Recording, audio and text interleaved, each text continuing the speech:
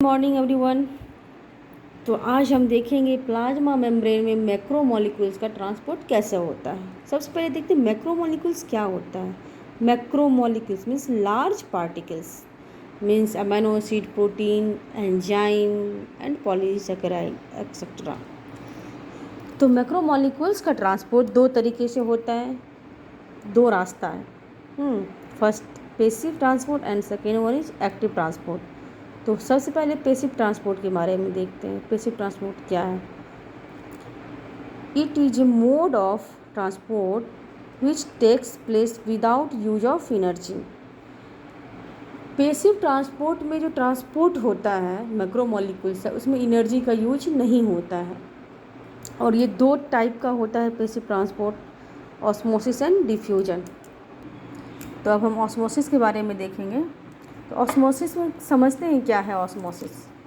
Osmosis में solution का जो मूवमेंट होता है हायर कंसंट्रेशन से लोअर कंसंट्रेशन, मतलब ऊंचे से नीचे की तरफ, और वो होता है एक बीच में सेमी परमिएबल मेम्ब्रेन होता है जिसके थ्रू ऑस्मोसिस होता है। तो सबसे पहले इसका हम डिफाइन कैसे किए हैं वो देख लेते हैं। Movement of solvent molecules from a solution of higher concentration to solution of lower concentration through a semi permeable membrane is known as osmosis। जैसा कि यहाँ देख रहे एक बीकर है, इसमें सॉल्यूशन का कंसंट्रेशन ज़्यादा है और इस बीकर में कम है। मतलब ये ज़्यादा कंसंट्रेशन हाइयर कंसंट्रेशन से लोअर कंसंट्रेशन में आ रहा है। मतलब ऊंचे से नीचे की ओर आने में ना वर्क नहीं होता है, इसका मतलब एनर्जी यूज नहीं हो रहा है। तो इसलिए इसको हम लोग बोलते हैं पैसिव ट्रांसपोर्ट, क्योंकि पैसिव ट्रांसपोर्ट में एनर्जी का यूज नहीं होता है। तो अब देखते हैं ऑस्मोसिस कितने टाइप का होता है। Hypertonic solution, hypotonic solution and isotonic solution. तो हाइपरटोनिक सॉल्यूशन क्या है? हाइपरटोनिक सॉल्यूशन में ना वाटर का मूवमेंट सेल के अंदर से बाहर की ओर होता है। अंदर से बाहर की ओर होने में क्या होता है, सेल श्रिंक कर जाता है, मतलब सेल से पानी निकल जाता है, बहुत कम बचता है। कम पानी बचेगा तो वो श्रिंक कर जाएगा। तो इस प्रोसेस को ना एक्जो ऑस्मोसिस भी बोलते हैं या प्लाज्मोलाइसिस भी बोलते हैं। तो इसका डेफिनेशन देख लेते हैं। If a cell is an environment of a hypertonic solution, it means solution of low water concentration. इसका मतलब ये हो कि सेल के अंदर जो वाटर का कंसंट्रेशन लो रहता है, कम रहता है।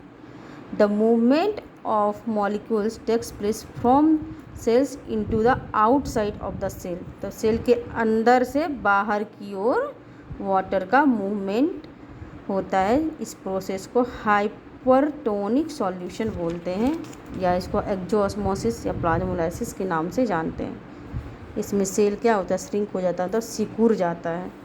तो अब हम देखते हैं हाइपोटोनिक। हाइपोटोनिक में क्या होता है, इसमें वाटर का मूवमेंट बाहर से अंदर की ओर होता है, outside of the cell to inside of the cell. जैसे ही सेल के अंदर वाटर आएगा वो में फैल जाएगा, वो स्वेलिंग कर जाएगा, स्वेलिंग हो जाएगा। तो इस प्रोसेस को हम लोग इंडो ऑस्मोसिस या इम्बिबिशन कहते हैं। तो देख लेते हैं इसका डेफिनेशन क्या है। If a cell is placed in hypotonic solution, it means high water concentration. इसका मतलब ये हुआ कि सेल के अंदर वाटर का कंसंट्रेशन ज़्यादा होगा। तो movement of water molecules takes place from the outside solution into the cell. This process is called endosmosis और इम्बिबिशन। तो इस प्रोसेस में क्या होता है कि swelling of the cell, cell swell कर जाता है। अब देखते हैं आइसोटोनिक सॉल्यूशन।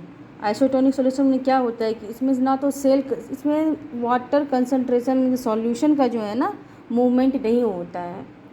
क्यों नहीं होता है? क्योंकि जितना कंसंट्रेशन वाटर का सेल के बाहर होता है उतना ही सेल के अंदर होता है वो वाटर का कंसंट्रेशन।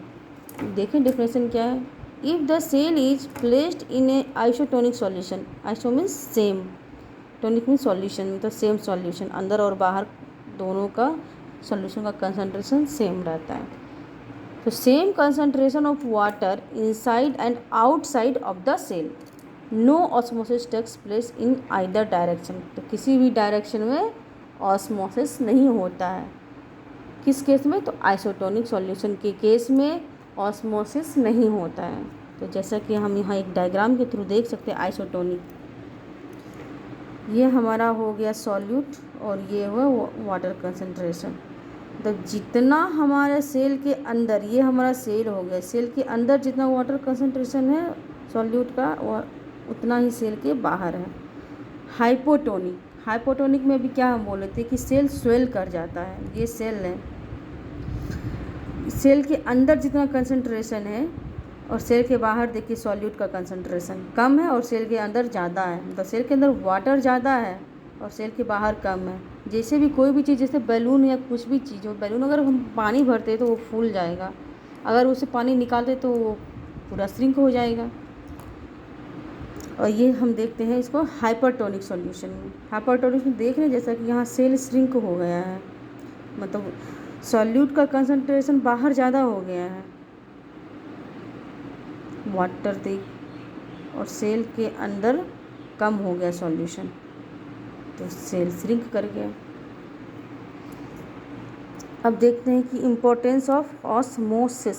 ऑस्मोसिस का क्या इम्पोर्टेंस है? हर किसी का अपना अपना रोल होता है, तो ऑस्मोसिस का भी अपना रोल है, अपना महत्व है। तो सबसे फर्स्ट वन क्या है? It helps in absorption of water by the root from the soil. Suppose that का बात नहीं है यहाँ। यहाँ देखिए कोई भी पौधा है, उसको वाटर कहाँ से मिलता है?